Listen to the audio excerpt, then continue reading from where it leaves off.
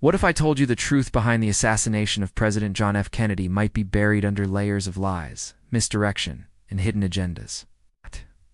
What if the official story is just the beginning, and not the end? Stay with me, because by the end of this video, we'll question everything you thought you knew about one of the most shocking crimes in American history. November 22nd, 1963, Dallas, Texas. President John F. Kennedy is shot and killed while riding in a motorcade. Within hours, a man named Lee Harvey Oswald is arrested. 2 days later, Oswald himself is murdered live on television. Case closed? Not quite.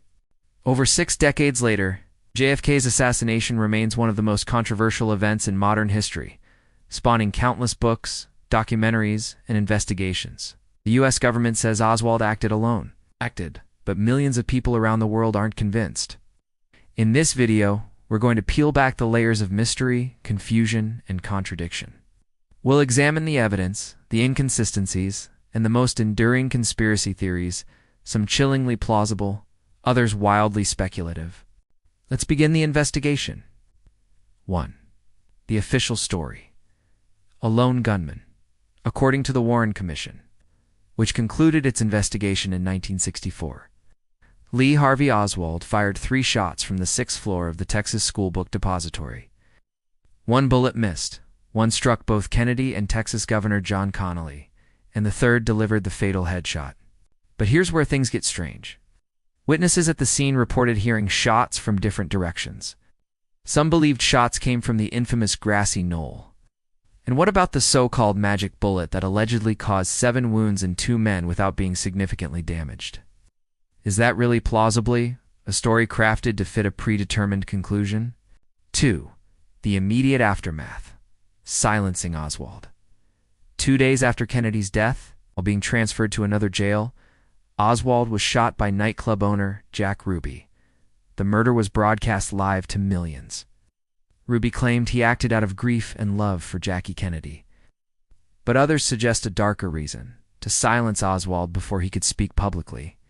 Why would Ruby risk everything to kill Oswald? And what did Oswald mean when he declared, "I'm just a patsy"? The CIA and anti-Castro links. During the Cold War, the CIA was involved in numerous covert operations, particularly concerning Cuba. Oswald, a former Marine who defected to the Soviet Union and later returned to the U.S., was on the radar of intelligence agencies.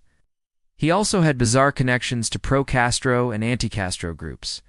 Some believe Oswald was either a manipulated pawn or a low-level asset who got caught in a deeper operation. Was this about silencing Kennedy for his perceived weakness on Cuba? Or was it retaliation for failed CIA-backed invasions like the Bay of Pigs? 4. The Mafia angle. Organized crime's revenge.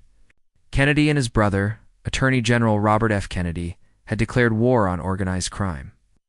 But JFK's rise to power was allegedly aided by Mafia figures, particularly through the powerful Chicago outfit. When the Kennedy administration cracked down on organized crime, some mob leaders felt betrayed. Could the assassination have been payback? Jack Ruby, the man who killed Oswald, had known mob connections. Coincidence or connection? 5. The Grassy Knoll and the Zapruder film. One of the most important pieces of evidence is the Zapruder film, a home movie that captured the assassination.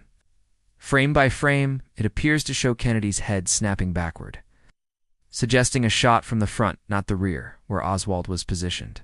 Dozens of eyewitnesses claimed to hear gunfire from the grassy knoll, and some even saw smoke or movement behind the fence. Yet the Warren Commission dismissed these accounts. Why? 6. The House Select Committee and acoustic evidence. In 1979, the second government investigation, the House Select Committee on Assassinations, concluded that Kennedy was probably assassinated as a result of a conspiracy. This was partly based on acoustic evidence from a Dallas police officer's open microphone, which allegedly captured 4 gunshots, not 3. However, this evidence was later challenged. But the very fact that a government body disagreed with the Warren Commission raises questions. Why the change? What did they uncover that we don't know? 7. Secret Service failures and strange behavior. Why was Kennedy's security so lax that day? Secret Service agents were pulled back just minutes before the shooting. The motorcade route had been changed last minute. Perhaps most strangely, the man tasked with protecting the president. Roy Kellerman admitted in testimony that he didn't react after the first shot. Was this incompetence or complicity? 8. The missing evidence. Autopsy mysteries. The president's body was quickly flown back to Washington, and the autopsy was performed under questionable conditions. The original autopsy notes went missing. Photographs and X-rays have discrepancies. Doctors who saw the body in Dallas described wounds inconsistent with the autopsy report. Who controlled the narrative? And what were they hiding? 9. The cover-up allegations. Why would they lie? If there was a conspiracy, why cover it up? Some believe the truth could have triggered mass panic, a war with Cuba or the Soviet Union, or even civil unrest in the U.S. Others think powerful interests, government agencies. Organized crime, military contractors had a stake in silencing Kennedy's voice for good.